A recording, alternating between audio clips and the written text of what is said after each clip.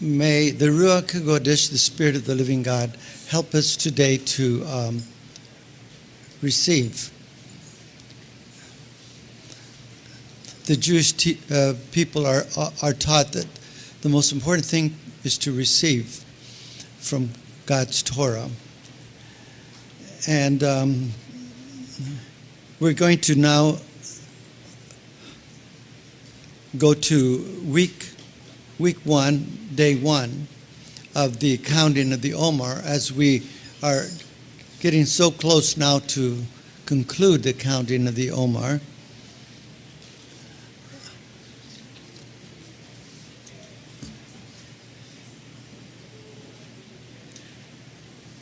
We had taught you and mentioned to you that there's 7 attributes.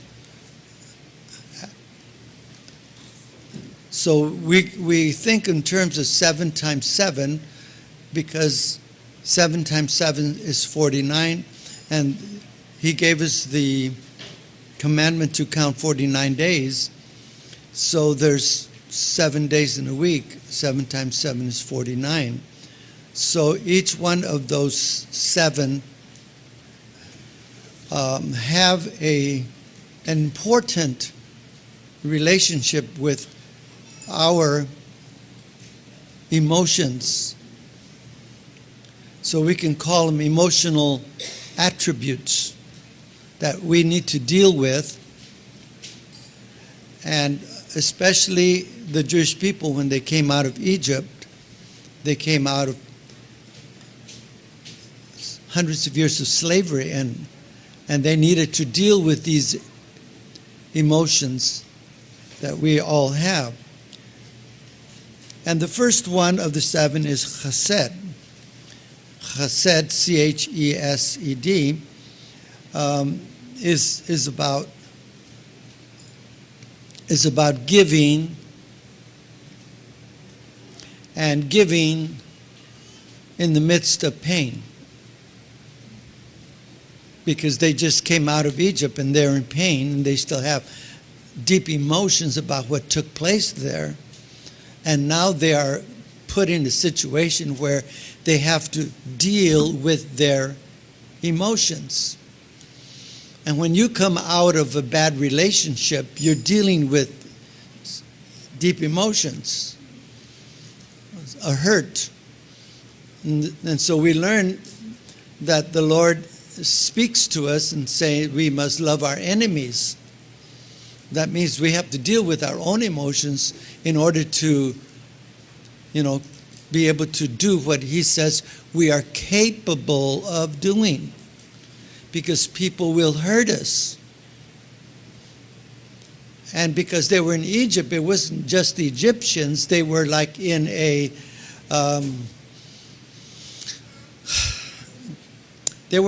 prison. And you have 3 million people in a prison. It's like confinement.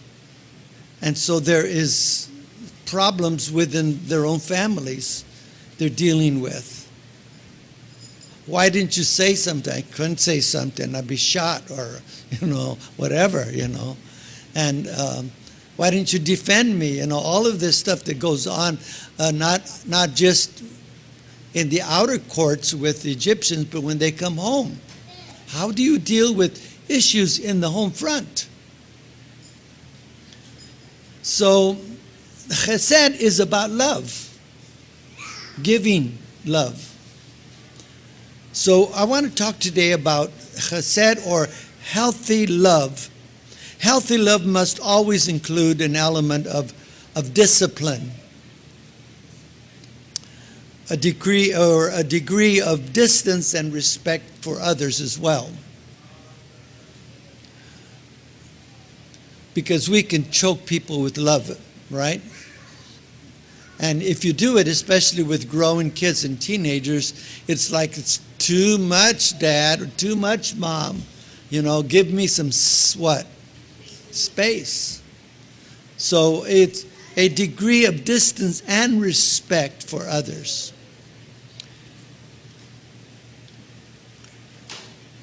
And so chesed also has to do, when we deal with our emotions, with an assessment. So now they're coming out of Egypt and they need to make an assessment of the person's capacity to contain love.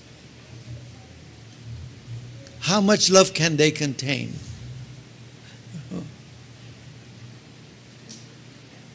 Don't love me so much, kind of thing.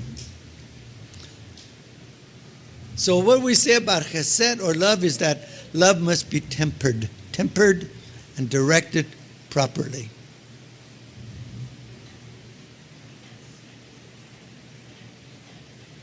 If you ask a parent who in the name of love has spoiled his child, or someone who suffocates their spouse with love and doesn't allow him or her any space of their own, they will respond to you. It's really sometimes too much. So we have to ask ourselves, what's going on with our emotions that we overdo certain things. This is why I started out by saying healthy love must always include an element of discipline, but on our part.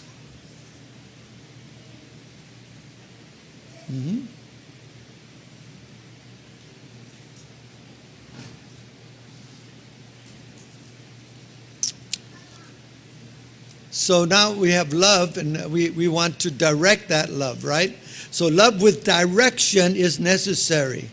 You have to have direction in love in order to avoid giving to those that don't deserve it. You have to know how to direct this love, because there might be those even within the household that do not deserve the love of an inheritance.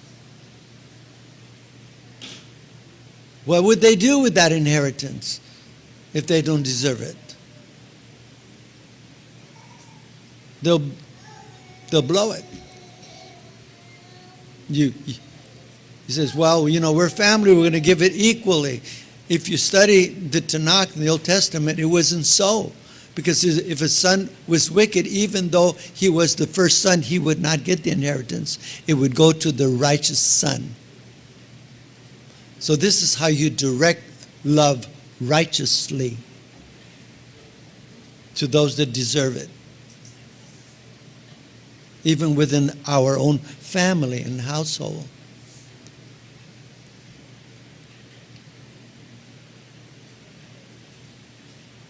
So we could ask ourselves the question, is my chesed, is my love disciplined love? Or have I been spoiling one of my children? Sometimes we have our favorite son. Joseph was a favorite. And what did he do when you have a favorite? Can the other siblings pick it up? They'll pick it up even if you do it in secret. And that means problems. So is your love disciplined, balanced, justice? Justice is considered to be blind, right? Blind justice means that you dealt out justice evenly, no matter who's in front of you. Oh, this rich man's in front of me, so I better be a little bit lenient on him. Oh, my favorite son or daughter is in front of me, I'm going to be a little bit more lenient on her. If you do this unconsciously, you will give them a little bigger portion of food. And it becomes noticeable after a while. You spend just a little bit more time with them than the others. The others may be just deserving, but you chose and you decided that this would be your favorite one. So you give them the coat with beautiful stripes. Right? You take them out to wonderful places. But you become shrewd in doing so because you're actually conniving. God doesn't do that. Mm-hmm.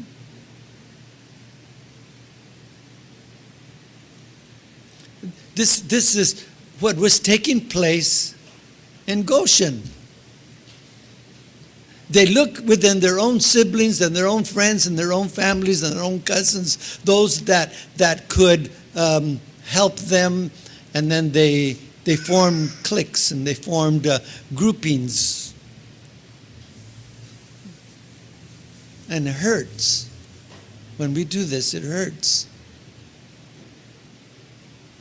But you know, we do this in the body of Yeshua too, in congregations. We group with people and we isolate others and we keep someone else out. This is why we need to deal with this first and most important issue, chesed, love, giving. Dealing with our emotions properly.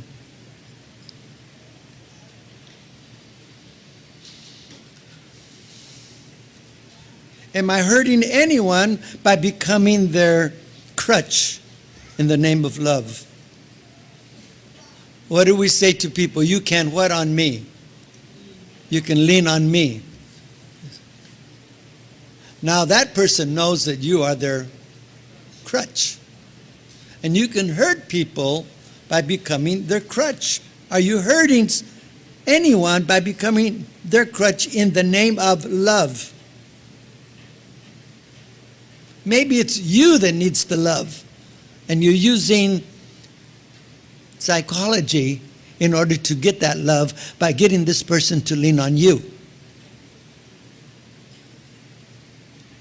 Am I hurting my children by forcing upon them my value system? Your value system might be one of a nurse, of a doctor, but their value system might be something that God put inside of them that they should become.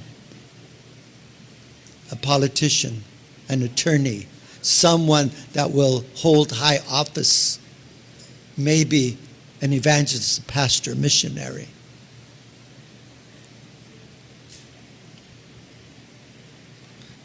Do I respect the one I love? Or is it a selfish love? You can answer that question. The other person probably already knows the answer because you've already portrayed the picture through your actions and through your body language. And most obviously, through the tone of your voice. Your eyes do not lie. Amen. We got a good chair over here for you, brother. Same place, reserved. Hallelujah.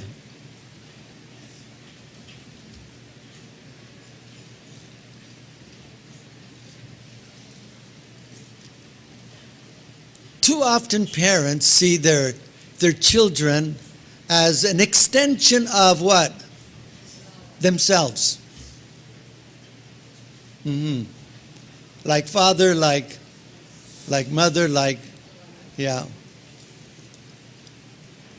So the question is, do I see my beloved as an extension of myself?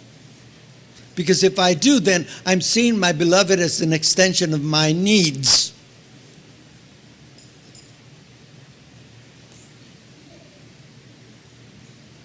That is very hard on young people to try to match up, line up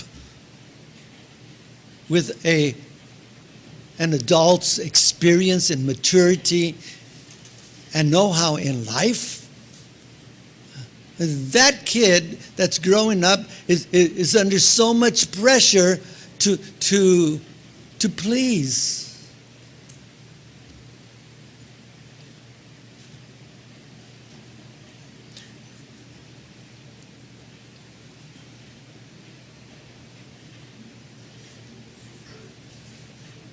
What about the emphasis sometimes that we put, emphasis on our beloved as sometimes we put too much emphasis on the one we love and their ability to contain my love. You don't love me. You don't receive my love. We put too much emphasis on that, more than what we should. You see, this is the battle of coming out of the world, right? They're not mature yet. This is the first day coming out of Egypt. The first week, and they're dealing with chesed, loving their enemy, and learning now to love one another. And although they've been delivered and the shackles have been busted out, no more chains on their feet and their hands, they're free to roam in an air-conditioned desert. And they're going to be fed, First, they're going to have vitamin B, Bible. They're going to have God there with them. Fresh water, if they trust in Him. Whatever they needed was there for them.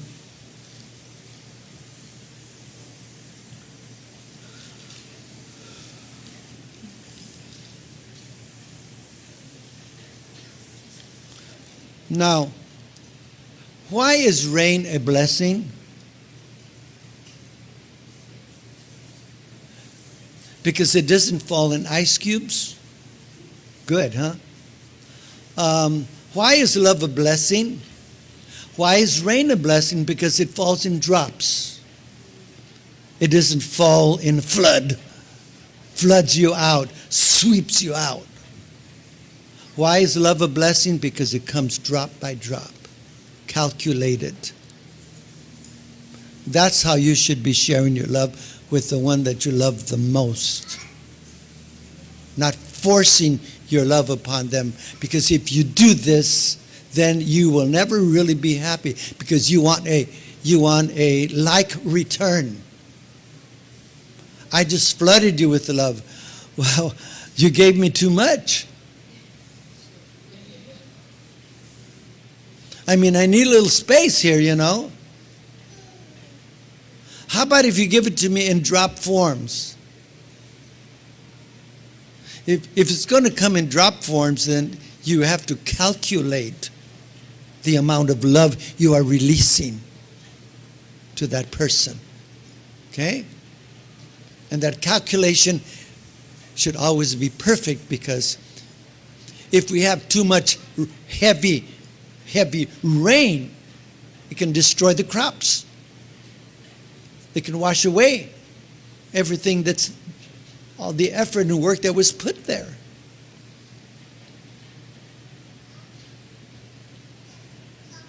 So what would be a good exercise, I think, is to help one another, or help someone on their terms, not on our terms. Their ability to receive.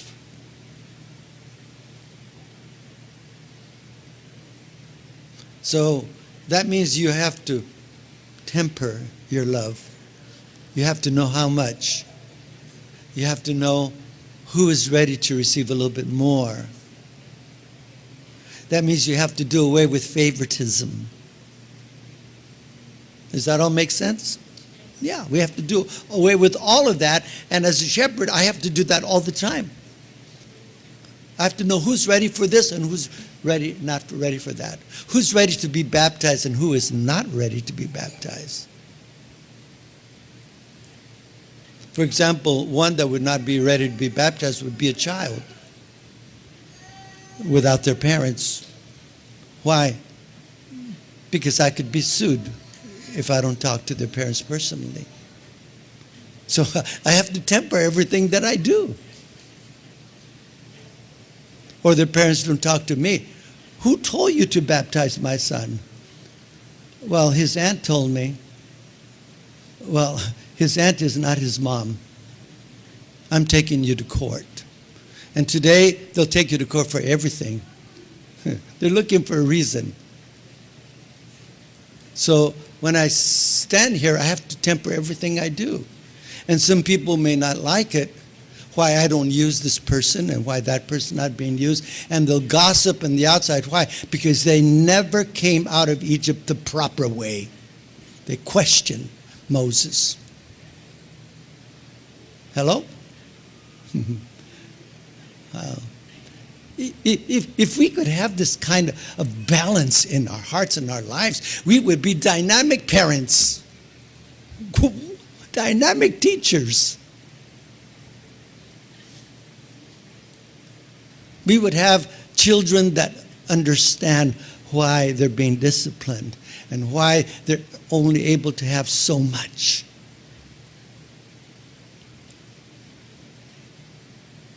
Now, would they have been able to solve the problem of chesed, loving their enemies, just in one day? Just coming out of Egypt? Okay, let's love everybody, okay? From now on, I promise. No, it takes 7 days to deal with an issue, 24/7. And they had to deal it for 7 days, 24 hours a day, until it was out of their system and the right thought and attitude was inside of them. Why did Yahweh start with chesed? Why did he start with love and giving? I think, one, it is the most powerful thing. God himself is love. It is the most powerful and necessary component in our love, in our life. Yes?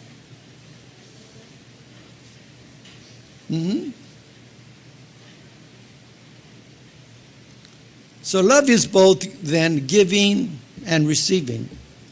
We give and we receive. And it allows us to reach above and beyond ourselves. So there's faith, hope, and love. And the greatest of these three is what? Love, because it allows us to reach above and beyond ourselves.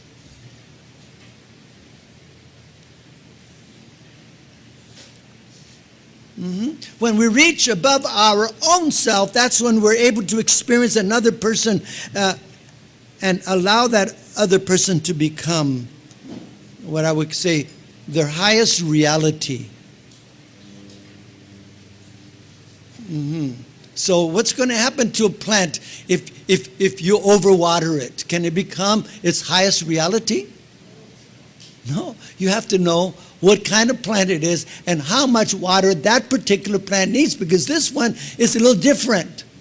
This one's a sun plant, that is a shade plant. So how much water you're going to put on this one, it varies. You have to temper it, you have to understand it, you have to know it. It's not about you, it's about that plant. Can it ever be about me? No, it's always about that plant. When will you have your way? Well, love is also receiving. It is more blessed to give to that plant, and that plant will grow and give you the fruit. You didn't destroy it. It'll give you the apples. It'll give you everything that you need if you had tempered it properly and cared for it correctly. And you did not force your system upon it. That's all about chesed. And they have 7 days to learn all of this, but God has them all for himself. And in fact, it should have only taken 11 days and everything would have been completed. Why does it take us so long to learn our lesson?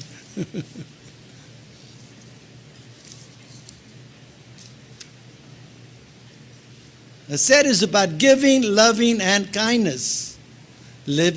Giving, okay?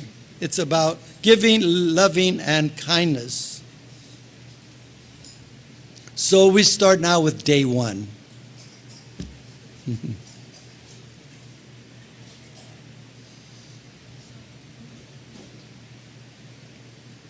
I think in day one they were examining the love aspects. Examine the love aspect of love. For love is what? Kind. It's not jealous. Does not hurt. So examine the aspects of love, the expression of love and its level of intensity. So we need to go to God's Torah to examine the intensity, examine the aspects of His love, if we are going to love our neighbor as ourselves.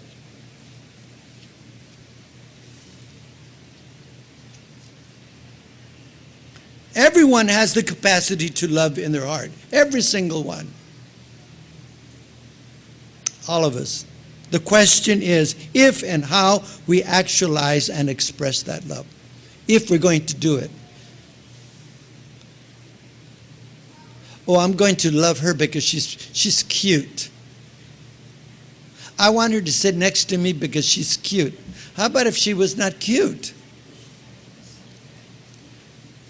Why can't she sit next to you?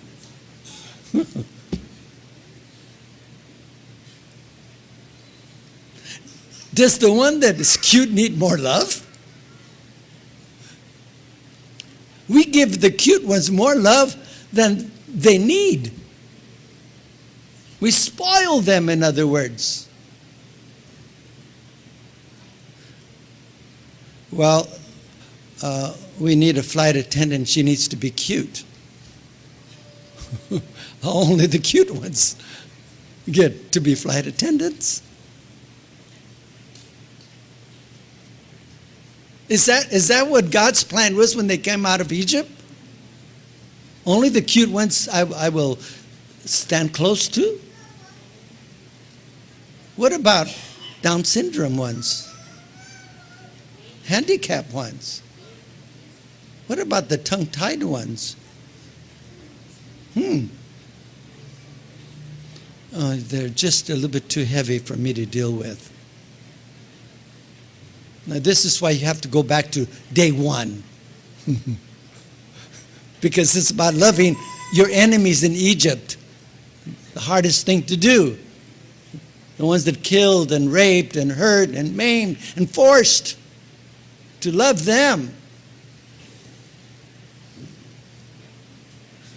We need to ask ourselves, what is my capacity to love another person?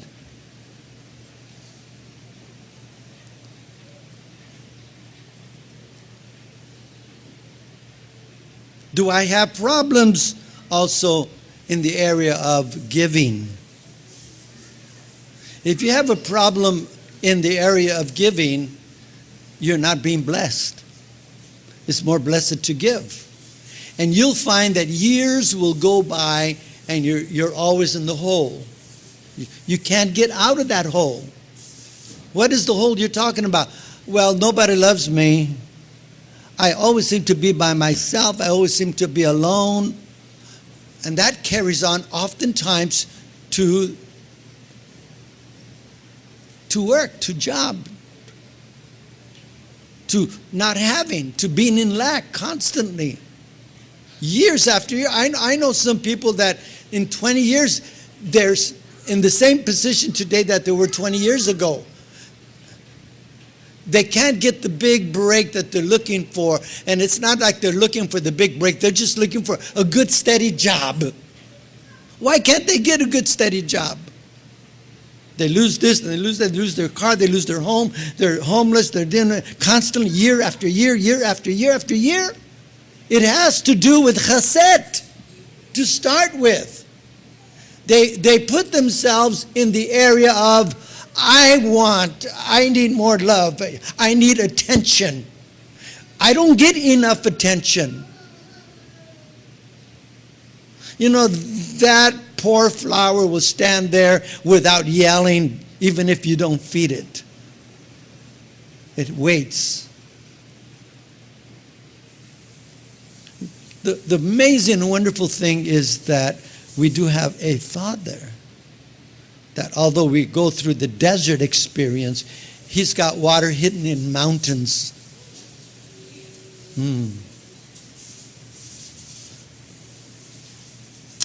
He's got quail available at his command. 150 train loads of food came in every single day to them in the desert. That's how much food is approximated that they needed. 150 train loads of food coming in every single day to feed these people. That would include water and everything else to nourish them.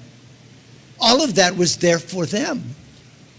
Plus, they never had to go to Walmart to find something cheap. Or Macy's. They had Marshalls. You know what I'm saying? Even out there, God was saying, I will take care of you.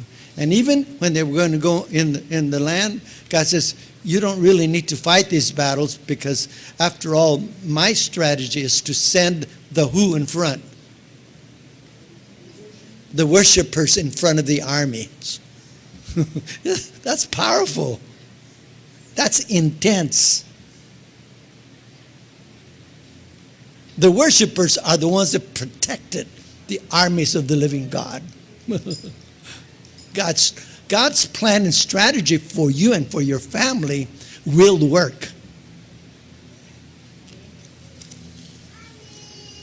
So we need to examine the love aspect of love, the expression of love and its level of intensity, and everyone has the capacity to love in their hearts. So what is my capacity to love? Do I have problems with giving? Again, am I stingy or selfish?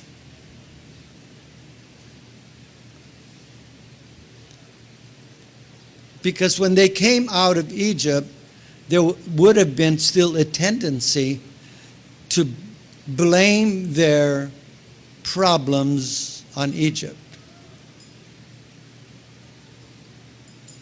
It's like saying, the devil made me do it. We're blaming the devil for something we did, that we chose to do.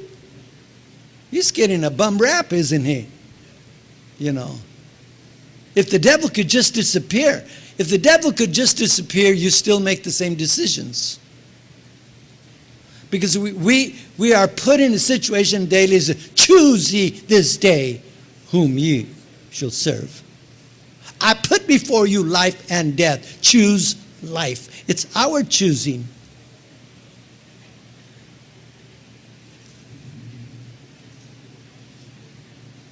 Issues that they needed to deal with now is it difficult to allow someone into my life, someone else into my life? Because if it's difficult to allow someone else to enter into my life, basically I have a wall there. I don't trust hardly anyone. That means I won't trust the butcher. I won't trust the priest. I won't trust the rabbi. I have a wall there. I won't trust anybody. So the question is, do I have a problem? Is it difficult for me to let someone else into my life?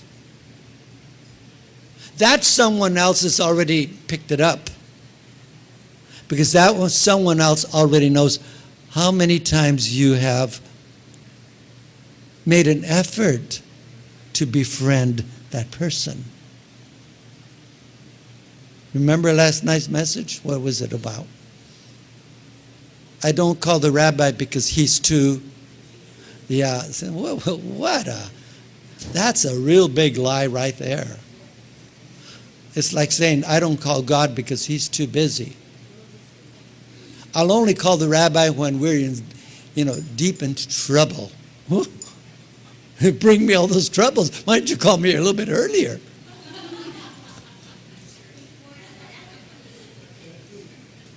I have to use the shovel now to get you out of all that trouble. If you would befriend me earlier, since I was feeding you all this time, then you wouldn't have the issues you're dealing with today. Right? Call upon me, I would say, and I will answer you. That's a good scripture, huh? And he says, and I will show you great and mighty things. For I shall give you shepherds after my own heart. So call upon that shepherd, and he will answer. And meet you in his second office, which is called Starbucks. When I can't meet in town, I'll meet him at Starbucks or somewhere around there. And we'll talk for an hour or whatever we need to.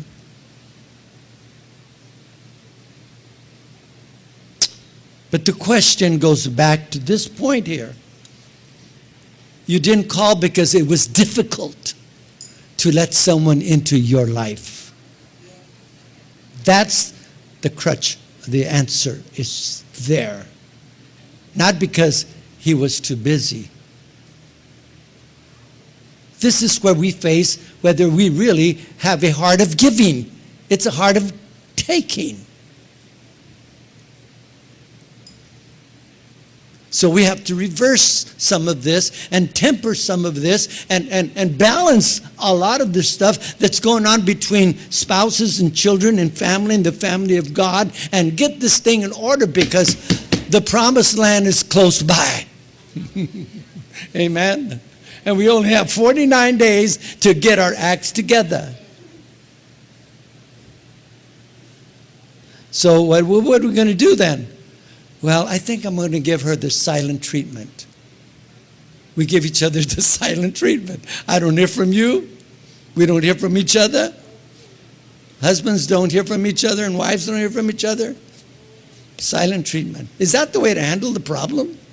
No, that's just why God said every day, 7 times 7, you're going to deal with 7 major issues. And dealing with the first one is love. It is the rock bed of the foundation of the family of God and of the world. Faith, hope, and love. The greatest of this is love.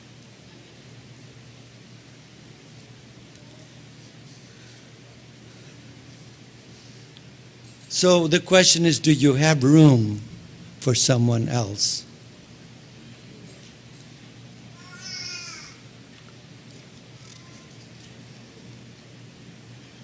If you do not, it is fear. What is the fear? Exposure.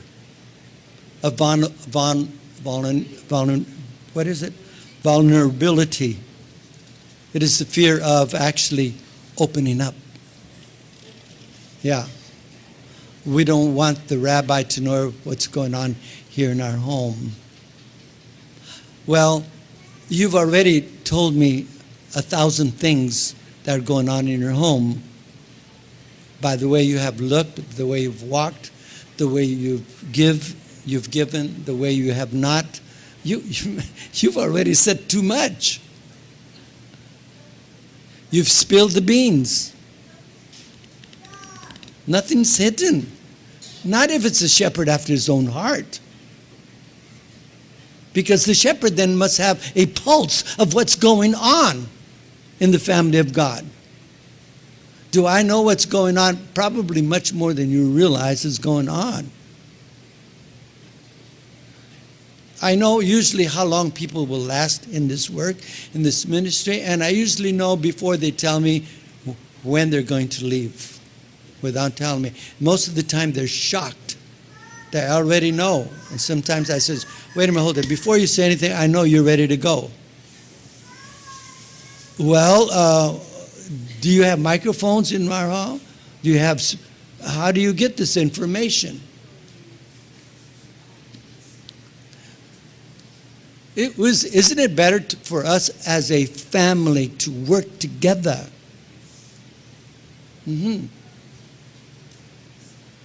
I know parents, as parents, they have to withhold certain information from their children.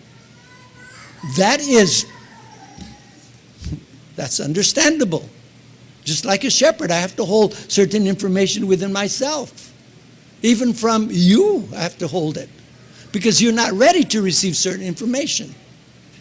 As you noticed, my teaching has changed, right? From it was a year ago, because you weren't ready to get what you're getting today. Or 2 years ago. But now you have advanced, where you can go into advanced Torah studies, and I can speak to you with clarity and in certain issues that you should already be ready. By this time, you should be teachers. But what did Shaul said? You have need of milk and honey. So he had to, for a season, just give them milk and honey until the right moment when they were ready to receive.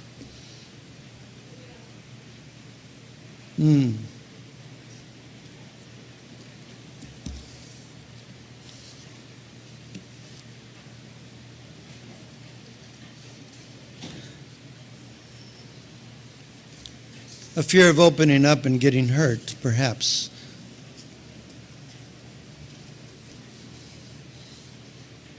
What about the expression? If you don't have something, you cannot express it. Everyone has anger. No one holds back the expression of anger, right? Lashing out at each other. But what about love? How do I express love? There's many different ways to express love. Patience. Love is patience. Love is kind. Long-suffering. All of this. This is part of love. It's the 7 emotional attributes that you're learning about are all intertwined together. Okay? For example, the first one is chesed. The second one is kevura. Kevura is about restraining, controlling situations. But they have to work together. In fact, all 7 attributes have to work together. The 9 fruits of the Spirit are not to work separately. Like love, joy, peace, long-suffering, self-control, faithfulness, temperance. They all have to work together. You can't just say, I just want joy, but don't love your enemies. They all have to work together. There are 9 dynamic fruits of the Spirit. And these 7 attributes have to work together. You can't just love abandonedly without disciplining your children, because if you don't, you're going to what them? Spoil them. So you need kevura and you need chesed. Just as much as you're going to need tefira or tefiret, which is harmony. And then you're going to need netzach, which is ambition. You're going to need hod, which is devotion. You're going to need yesod, which is connection. And then you need the last one, which is malchut or malchus. And malchus or malchut has to do with receptiveness or humility. And all of these have to work together. So if you were going to get a real, quote, high-paid job, what is going to be your salary? $100,000 a year? And they test you on these 7 and you're only practicing 1, you're going to get the job? No, you flunked 6. But I love everybody. Yeah, I know what you're going to do here. You know, but you have no control. And we won't be able to control you. You're going to be at the water faucet all the time. You're going to be on coffee breaks all the time. Wow, you know. So these 7 were so important that the first one that I'm taking, just on love, it's taken me an hour to an hour and a half to try to get you to understand the dynamics of what chesed is. Love.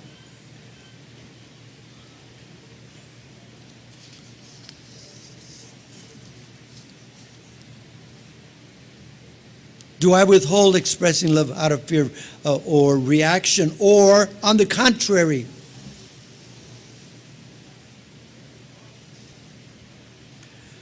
Do I love? Why do I have problems with love? And what can I do about it?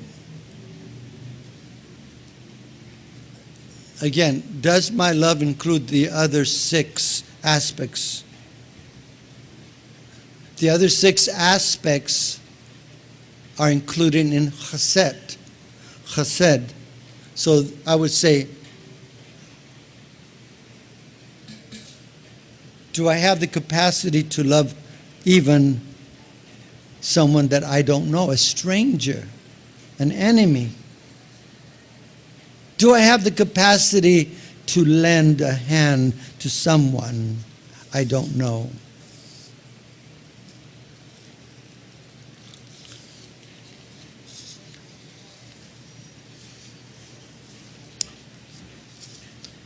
All right, so what I've done here today, thus far, is to give you an introduction to chesed. The truth is that one cannot reach the 50th day or the 50th gate without first climbing the previous 49.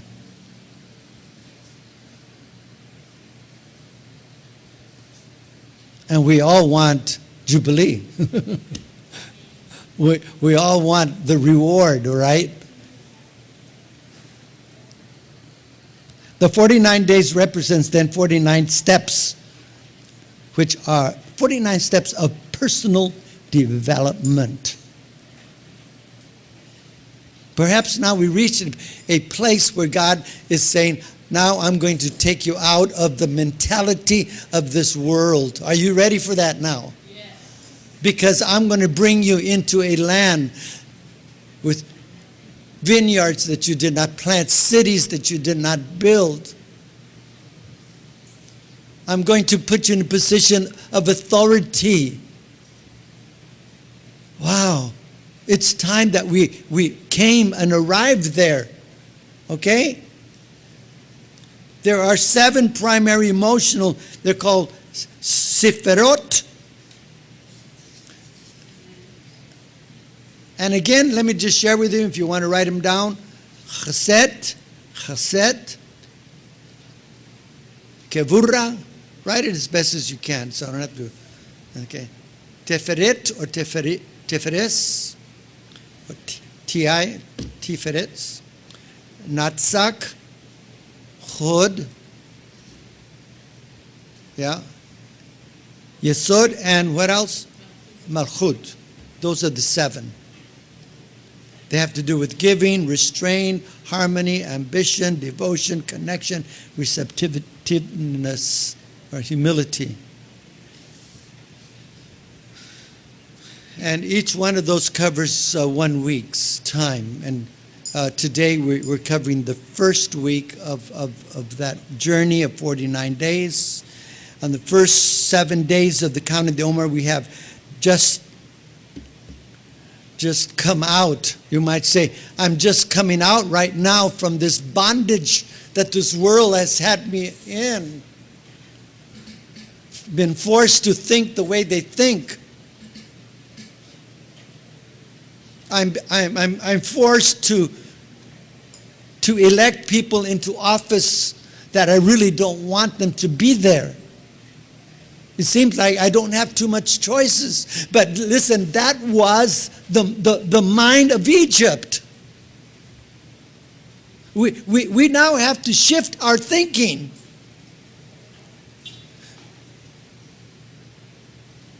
Because he is either on the throne or he is not. And if the world and the circumstances are the way that they are, and they are that way, then God needs to prepare his own personal staff here on this earth.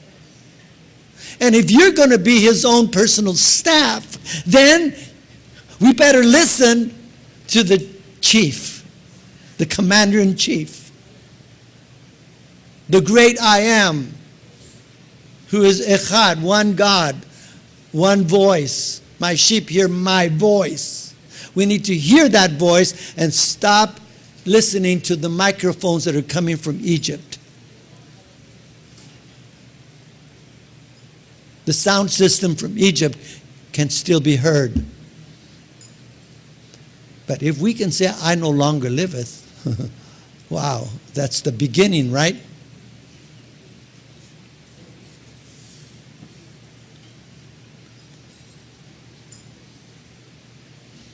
So now we're dealing with chesed. We're dealing with issues in the first week of trying to find in our heart ways to show each other chesed.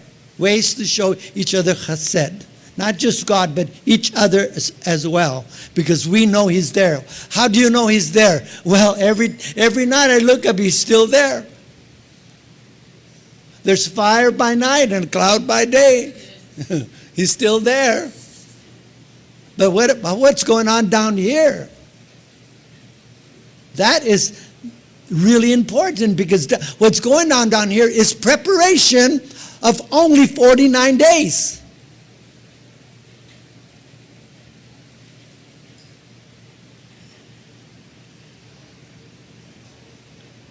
So each one must find balance, for if we remain unbalanced, we must find balance.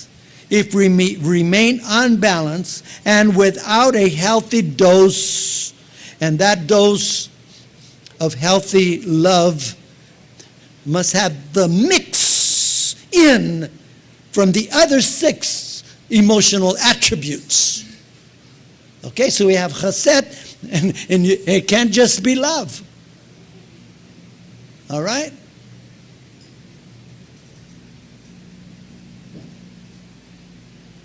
So the baby is crying and you have to wake up. Is giving it love enough? Okay, come. I'm just going to give you love. Listen, he's hungry too. Okay? Not just love. It needs to be cleansed too, not just love. Really, that is what Ephesians 5 says the work of a husband is to love, to nourish, and to cleanse his wife. Read it there in Ephesians 5. Same thing. It's not just love. You have to do everything. It's the mix of 6 important attributes, issues that need to be incorporated in with love, so that love could be true, effective, and pure. And it will then work. So I close with this because the time is already up, I'm sure.